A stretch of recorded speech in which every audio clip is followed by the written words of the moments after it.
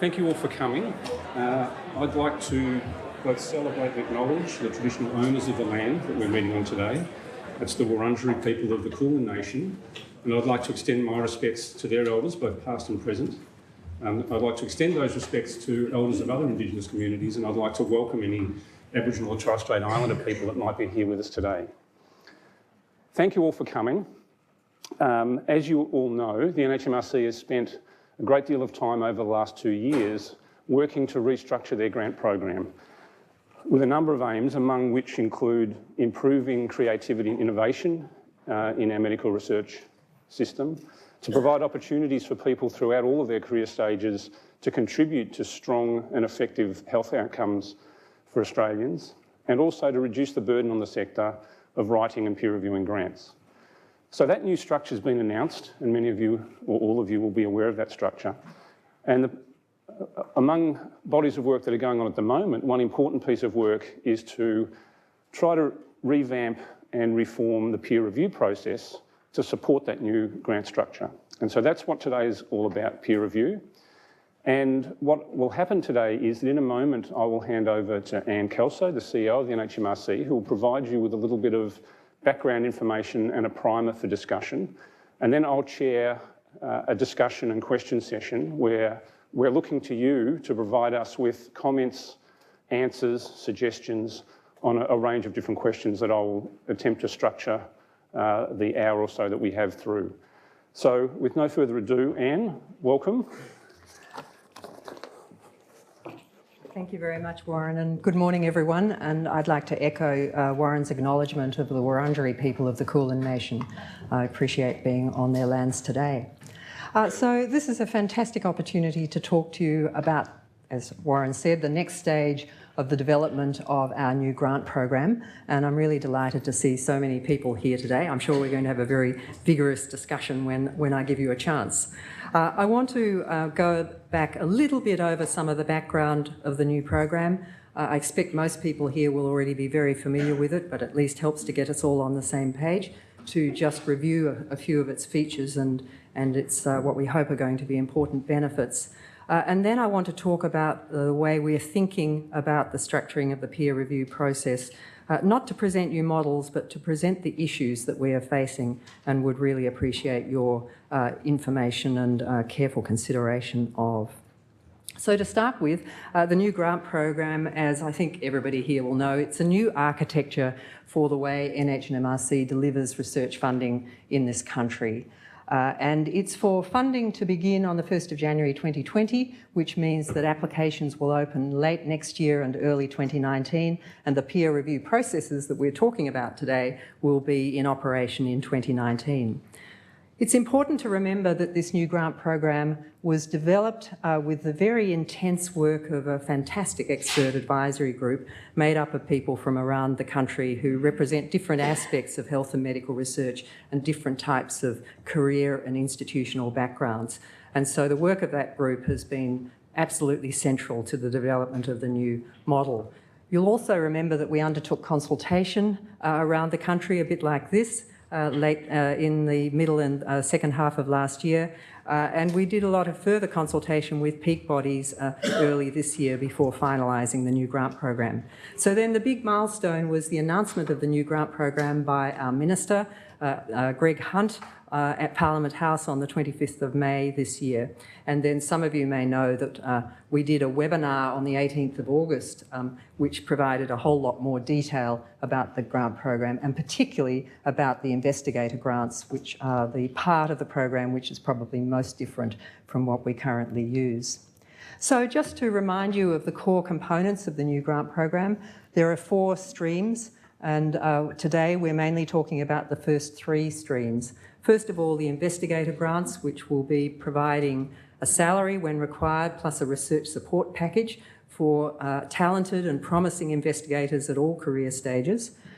Secondly, the synergy grants, which effectively replace the program grants, but with some different intentions, which are grants to be provided on top of other NHMRC funding that people might receive, for example, through investigator grants or ideas grants, as a boost to their work as a team to encourage the kind of synergy you get when you bring diverse multidisciplinary groups together. The third component is the ideas grants stream, which replaces project grants, but again with a different flavour. Whereas the investigator grants and the synergy grants will be primarily allocated based on the track record of the investigators. Obviously, track record assessment is therefore very important.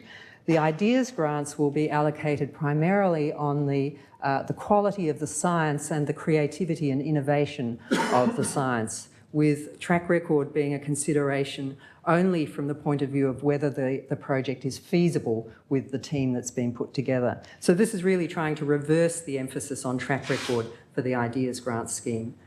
And then finally, our other schemes are under this heading of strategic and leveraging grants, and that column of the table holds most of our other schemes that exist at the moment, and we'll also have a new clinical trials and cohort studies scheme which will pull those types of grants out of our current project grant scheme. But today we're talking about the first three because this is really where we need to look at whether the peer review models we put in place are going to be appropriate to serve the purposes of those three schemes. It's important to remind you of why we're doing this because we're now going through potentially a heap of pain for everybody as you get used to a new set of schemes. Why would we bother to do that? Well, I think it's important to remember that the whole system of NHMRC funding has been under very great pressure as the number of applications has risen dramatically. Costs of research, of course, continue to rise, and so success rates have been falling while we've been working in a steady state budget. And so that means the objectives of the reform are to attempt to relieve those pressures, to make sure that we have schemes which can encourage innovation and creativity across every type of health and medical research. And when I use the word innovation, I don't only mean commercial type innovation, which might make you think of discovery research or clinical research. I mean innovation that could be in health services delivery or in public health as well. We're seeking to provide opportunities for talented and promising researchers at all career stages and across all relevant disciplines. And importantly, we want to get to the point where we're really minimising the burden on researchers of putting in too many applications and having very heavy peer review demands so that everybody will have more time for research. We mustn't forget in all of this that the purpose of NHMRC funding is to improve human health, and so whatever we do has to continue to support that ultimate goal of this government funding. So just very quickly to run through the ways in which we think these objectives will be met by the new schemes. The encouragement of innovation and creativity we believe will be supported by the investigator and synergy grants because they offer real flexibility, 5 years of flexibility to people or to teams for strategic, creative, collaborative research. If you have one of these grants, you'll have the capacity to collaborate with whomever you like and not be constrained by the project team that you might in current project grants. Ideas grants will have a very strong focus on fresh thinking. And so again, we believe this is an important scheme for encouraging really creative new research. The second goal of providing opportunities for talented researchers at all career stages, the investigator grants will be offered at all career stages. We'll continue to have postgraduate scholarships, but we'll have investigator grants for people immediately post-PhD up to senior researchers as now. Synergy grants will be designed to encourage diverse teams by a number of different parameters, and what diversity is and how we measure it is one of the issues that we'd really appreciate your feedback on. And then ideas grants, because of their much lower emphasis on track record in the traditional sense, will be an opportunity for people with less developed track records to do really brilliant science. And then finally, the consolidation of funding around investigator grants will mean that somebody who has an investigator grant with a research support package won't need to keep coming back into our system every year to try to pick up project grants. They'll get a package of funding which we hope will enable them to do programmatic research and to reduce the overall burden on the system. And when we combine that with the capping of numbers of applications and numbers of grants that people are able to hold, under the new grant program. Over time, we expect to see a reduction in the application numbers. I wouldn't want to suggest that that will necessarily happen in the first year or two. It really depends on how people apply to the system. If we get a flood of applications from people that we wouldn't normally expect to receive them from, then of course we won't be able to achieve higher success rates. But as these new consolidation and capping rules come into play in this integrated way, we believe that we'll see a significant reduction in application numbers over time. So I think many people were frustrated last year that we weren't reviewing peer review and we weren't seeking feedback on peer review, because anybody who's been part of this system has strong views about peer review, and we know many people want to discuss it. But we felt that it was important to wait until we knew what the structure was before we tried to design new peer review processes to support that structure. So that's the stage we're at now. So, as always, peer review will continue to underpin all funding from NHMRC, and we're now wanting to consult on the details of those peer review processes and parameters. First of all, we released a consultation paper in late September, and that consultation is open until the 4th of December, so we really hope that people will contribute to that. And give us written feedback, because we'll be going through all of that, of course, with great care. It's a very important opportunity for individuals to say what they think, and also for groups of people or peak bodies to put together a consolidated view. We're holding 6 public meetings like this one. We've had one in Sydney and one in Adelaide, so this will be the halfway mark. And then we'll undertake a targeted consultation with peak bodies like AMRI and ASMR and the Group of 8 and the Universities Australia and other groups like that early in 2018 before we come to a final decision. So, peer review, as I think everybody understands, is the evaluation of scientific quality by experts in the field. And around the world, funding agencies like ours all use peer review. It's understood to be the best practice. What isn't clear is what the gold standard of peer review should be, because different agencies with their different schemes, like us, have different peer review processes according to what they're trying to achieve. But I think that this quote from a report on the Canadian Institutes of Health Research changes that was released earlier this year says what we're all looking for, and that is that to be successful, the peer review processes have to be perceived as fair by everybody who's involved. And of course that includes the funding agency, but particularly the research community and the institutions. So that's what we're trying to achieve, something that you will have confidence in and that we'll all collectively make as fair as possible. Now, the assessment criteria for the new grant schemes for the main 3 streams are shown here. As I've already said, investigator grants will be allocated primarily on track record, and so we need to talk about what are the key elements of track record that should guide how these grants are allocated. Now, that's also true for the synergy grants, but now we'd be talking about the collected track records of all the chief investigators on the team putting forward that grant. Of course, the science has to be considered, and that's being given this title for this purpose of knowledge gain, because we want to be very broad in thinking about what the outputs are. We don't want to say that these have to be discovery, or these have to be clinical therapies, or they have to be public health interventions. We're looking at knowledge gain in its broadest sense for the purposes of this discussion. So similar criteria for synergy grants, but here we also want to have an element of the peer review processes that assesses the diversity of the team. And we note with program grants that while they've been very successful for certain sorts of groups, they have become progressively monocultural, if you like. They strongly go to biomedical and clinical research teams. They tend to have a group of chief investigators who are all very senior. And they also tend to have chief investigators who are all of one gender. And so diversity in all of its meanings, including multidisciplinary diversity, is a very important part of making these synergy grants achieve what we are looking for. And then ideas grants, now the focus will be first on the knowledge gain and the creativity and the innovation, as I've said, and the impact of the research. Feasibility is a critical component here, but as I said, we don't want this just to become another de facto track record driven scheme, which has tended to be what project grants have become over time. And so track record will be considered as part of feasibility rather than being a key and potentially dominant element of the assessment in itself. Now, there are a couple of very important policies that we have at the moment and which have some important features and which we all worry about how they're actually applied. And so getting these policies right is very important, regardless of changes to our funding schemes. So those are the relative to opportunity policy and the career disruption policy.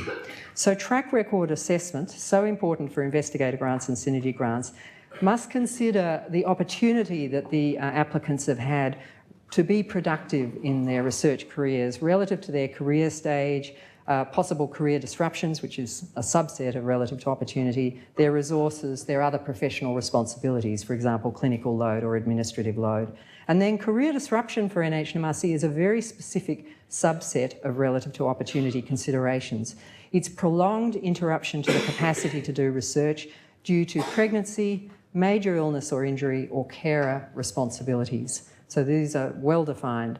So what's important here may not be the definitions of relative to opportunity and career disruption, but how we describe them and implement them and use them at the peer review level. And obviously this is incredibly important for investigator grants and synergy grants where track record will be the dominant assessment criterion. Now, the other thing we want to talk with you about is the process of peer review. And this rather odd diagram, which I don't expect you to be able to read as it's shown on this slide, attempts to capture the major stages that one could have in a hypothetical peer review process. So it's a generic process that's showing all of the key stages that we might consider in a kind of a modular form. So let me go through that in a bit more detail and then talk about the strengths and weaknesses of the different modules. We'll start at the top, and this is shown here as a module which is an expression of interest.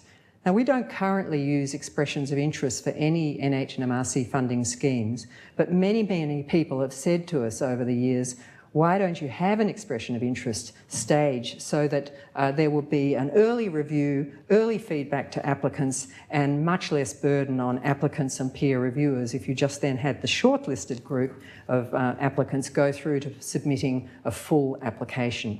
So that's a possibility, and we'd really invite your comments on whether that's a good idea. So the expression of interest might be a short application which is then evaluated by experts and then leads to a shortlisting process and, of course, feedback to those who don't make it to the shortlist so they get an early response. Now, where we begin our grant application process is usually something like this. And so this could be coming from an expression of interest process if we had that, or it could be as now where you simply enter the system directly with a full application. And so now, as we do, for example, in project grants, you'd put in a full application, it would be assigned to external assessors, and then we would get a number of independent assessments.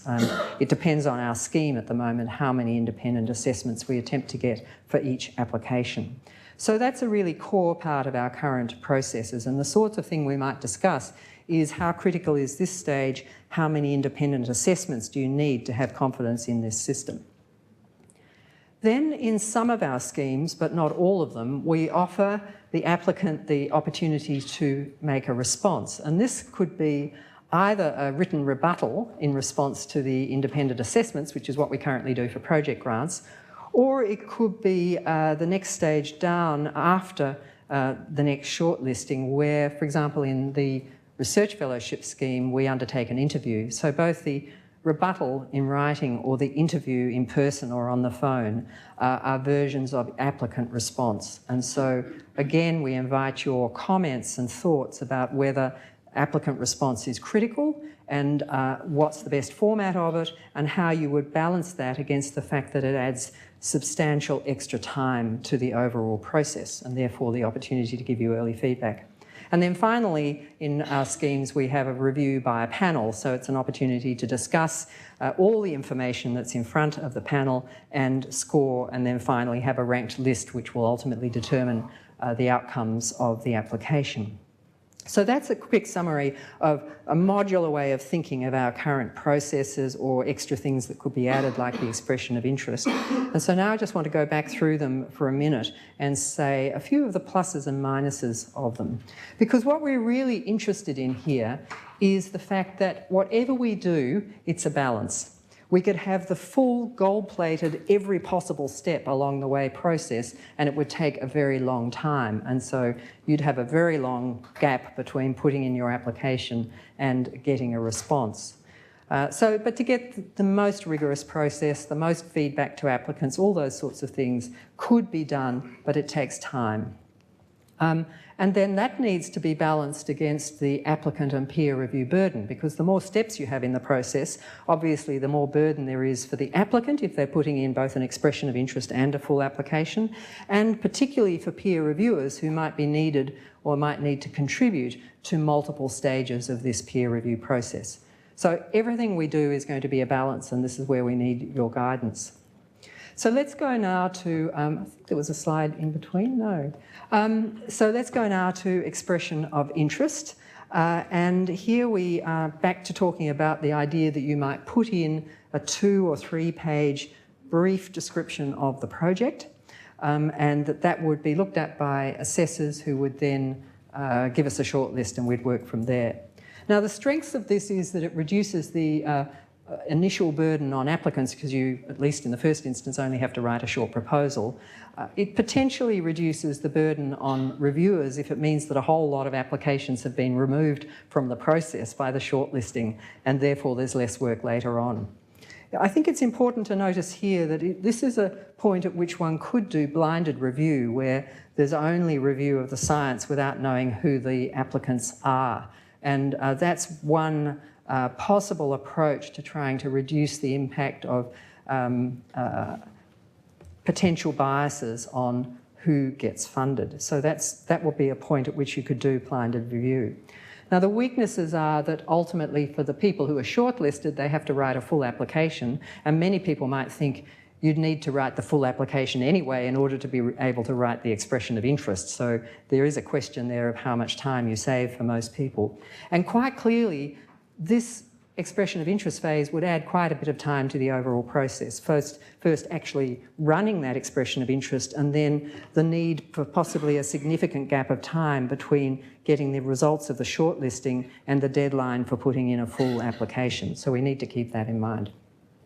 If we go to the next stage of independent assessment of a full application, now the strengths of this are that, first of all, the more assessments that you have, the more rigour you have in having confidence that the average score of those independent assessments will give you an idea of the relative strength, if you like, of the application. And if this is done well and the community has confidence in it, you could potentially remove the need for a panel meeting altogether. You simply accept that where the grants fall in the list is where they will end up, and there's no need for further discussion. The weaknesses are that you might ultimately have more burden on peer reviewers if you need multiple independent assessments to get a rigorous outcome. So again, that's a balance. The next one is considering response to assessor comments, and whether it's a rebuttal or an interview, this is very important to many people in giving an opportunity to respond to comments that have been made, to correct misperceptions, and to at least have the feeling that you've had some engagement with the panel in being able to argue your case if you think that the independent assessments have in any way been unjust. The weaknesses are that it obviously increases the burden on the peer reviewers because there's now more information that needs to be brought into the discussion. And there's no question that it adds significant time to the process. And so for project grants, very big scheme, thousands of applications, the applicant response probably adds as much as 8 weeks to the overall process. Giving you time to write your applicant response on receipt of referees' reports would come in a staggered way, and then giving the panel members time to work with those reports before going to the panel meeting. So that's a big extra piece of time added to the process, which makes it harder for us to move away from holiday time for submitting applications and the end of the year for getting the outcome, because that's currently a multi-month process. And then review by panel. where you might have the panel members discussing some or all of the remaining applications. They might choose just to discuss the ones that are at the margins and say the ones that have had high scores can just go straight through to funding. The ones that have had low scores will get advised that they're unsuccessful, and we just have a panel meeting to discuss the ones that are around the boundary. So this is an opportunity for the panel member, whether it's discussing all or only some of the remaining applications, to really get into the difficult issues and to understand the assessor's reports, and particularly to resolve or at least get an understanding of divergent views amongst panel members. The weaknesses are that panels are, as many people here will know, hard work, very big time commitment, and at the moment for GRPs in project grants, we have 6 weeks of grant review panel meetings, 37 panels altogether meeting for between 3 and 5 days each. It's a massive contribution that you as peer reviewers make to the whole system. So it's a big burden, and it of course also adds to the total time for the process, and the fact that these panel members are usually several days in Canberra or somewhere in a room, it may mean that there are people with caring responsibilities or professional responsibilities that prevent them from being able to participate in that peer review process. And that means that those people miss out on the professional engagement and opportunity and development that being on a panel gives you, but it also means we have a smaller pool of peer reviewers to choose from. So let's just go back to this, and so there's the whole structure there. We're trying to consider the balance, the trade-offs between different goals, wanting the fairest, most transparent, most rigorous system we can have, but how do we do that without having a massive burden on applicants and peer reviewers?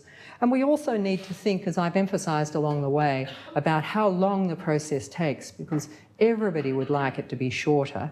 Everybody would like to be able to get a quick response and to know well in advance of the end of the year, for example, whether their grant will be active from the 1st of January.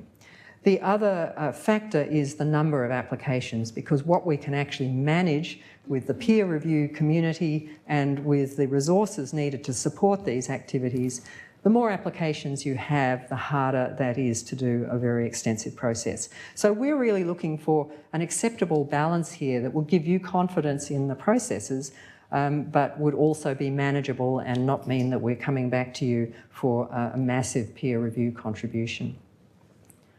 So we want our peer review processes to support the objectives of each of the grant schemes, so that's critical. But we also have some longer term goals, and we would love to get to the point where we can streamline and harmonise our peer review processes across schemes so that there's less duplication.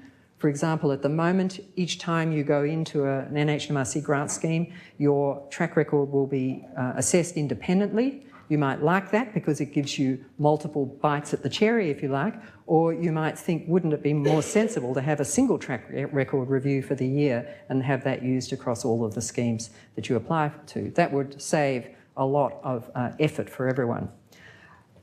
We would like to be able to run shorter review cycles for the very reason that that would enable us to run more than one grant round a year in any one scheme. And for the major schemes, many people would like that, either to have 2 opportunities in a year, or perhaps to have iterative review, where if you were just missed out, you could come back to the same panel, the same assessors perhaps in the same year. This is the sort of thing people would, I think, love to be able to achieve, but we can't do that at the moment with a process that takes 6 to 8 months. It's just not feasible.